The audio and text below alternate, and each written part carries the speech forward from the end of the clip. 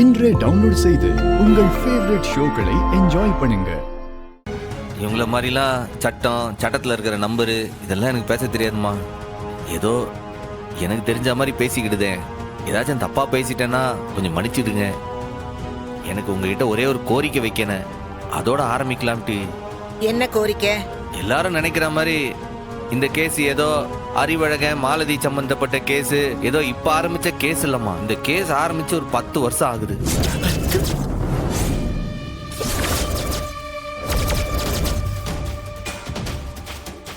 புரியல mister Shanmugam, explain பண்ணுங்க. அம்மா, நான் என்ன சொல்லுதேன்னா, நாமெல்லாம் நினைச்சிட்டு இருக்கோம் இந்த கேஸ் இப்பதான் ஆரம்பிக்கின்னு. ஆனா அப்படி இல்லம்மா. என்ன இது யுவர் ஆனர்? யுவர் ஆனர் உங்களை அட்ரஸ் பண்ண கூட இவருக்கு தெரியல. அவரு பாட்டுக்கு ஜட்ஜ் அம்மா அது இதுன்னு பேசிட்டு இருக்காரு. என்னங்க அரசாங்க வக்கீல, என்ன சொல்லுதீங்க? நம்ம தமிழ்ல பெரியவங்கள ஐயாண்டும் மூத்தவங்கள அம்மான்னு சொல்றதான மரியாதை. இது தெரியாதா உங்களுக்கு?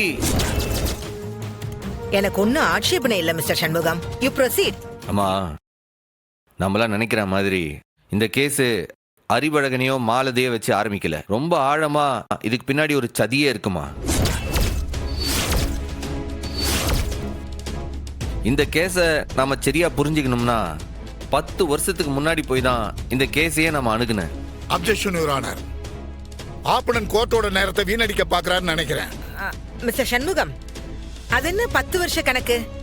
இந்த கேஸுக்கு சம்பந்தம் இல்லாததெல்லாம் இங்க பேசக்கூடாது. ஐயோ, இந்த கேஸுக்கு இது ரொம்ப முக்கியமான சம்பந்தம் இருக்குமா.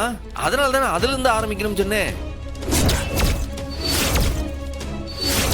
அதான் அதுல ஆரம்பிச்சாதான் இந்த கொலை ஏன் நடந்தது, அதுக்கு பின்னாடி என்ன காரணம் இருக்குன்னே நமக்கு புரியும். சம்பந்தம் இருந்தா நீங்க அதை பத்தி பேசலாம், பேசுங்க. Objection your honour. Objection overruled. அவர்தான் சம்பந்தம் இருக்குன்னு சொல்றாருல்ல, சொல்றத கேட்டுதான் பாப்போமே. Mister Shanmugam, you proceed. ஒரே ஒரு நிமிஷமா, அதுக்கான ஆதாரங்களை மட்டும் எடுத்துட்டு வந்தது.